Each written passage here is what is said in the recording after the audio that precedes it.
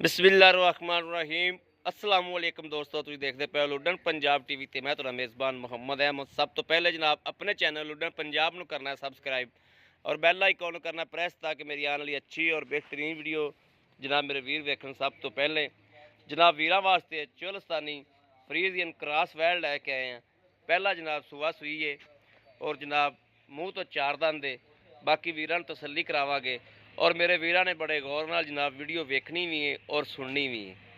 जनाब जानवर बड़ा प्यारा है, जानवर च कोई जनाब शिकागरदा नहीं है, लेकिन जो गल्लां बातां होणगियां इंशाअल्लाह वीरां नूं हकीकत इंशाअल्लाह बयान करांगे। रोज़ियां दा महीना है, बाकी है सील साऊ है जनाब, माशाअल्लाह है पैहलने बड़ा छड्ड के टोरियो।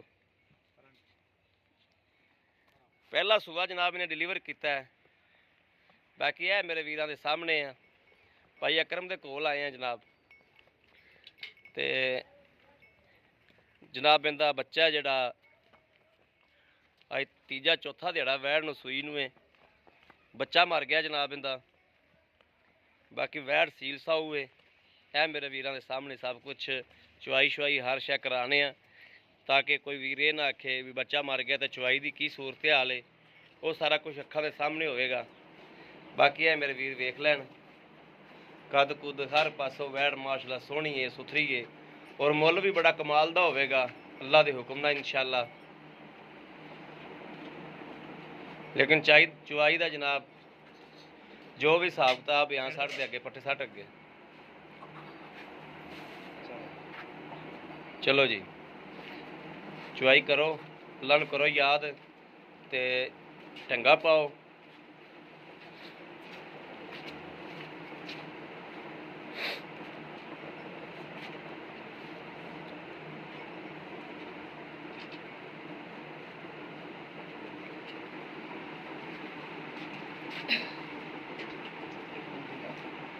बाल्टी उल्टी करके विखा दे।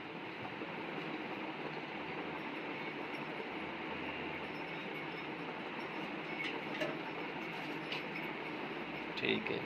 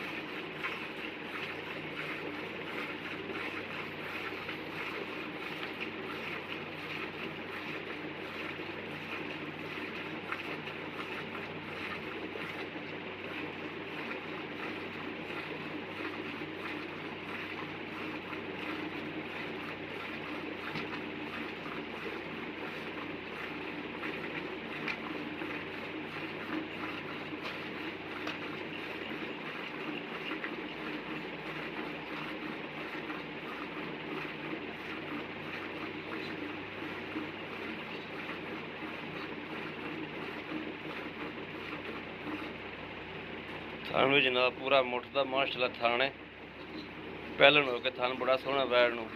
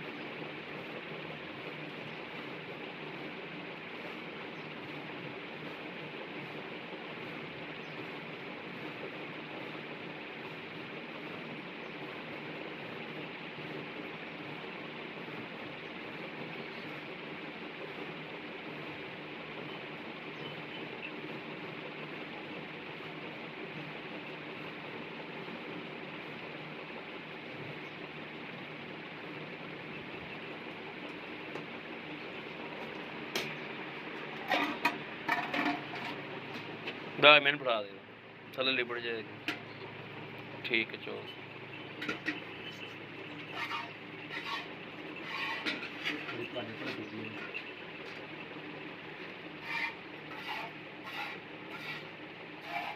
ਆ ਦੋ ਥੋੜਾ ਉਰਾ ਕਰ ਲਈਏ।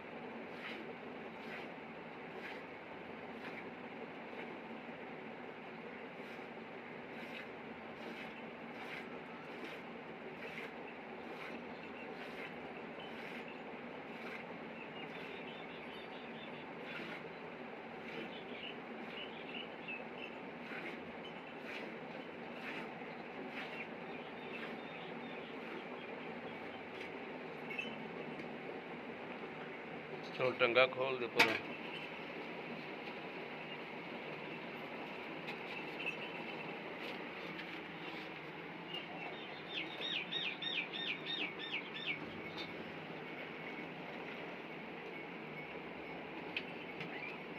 मारो फकड़ भी लो। बिस्मिल्लाहिर्रहमानिर्रहीम। एक दो तीन चार पाँच छे सत्त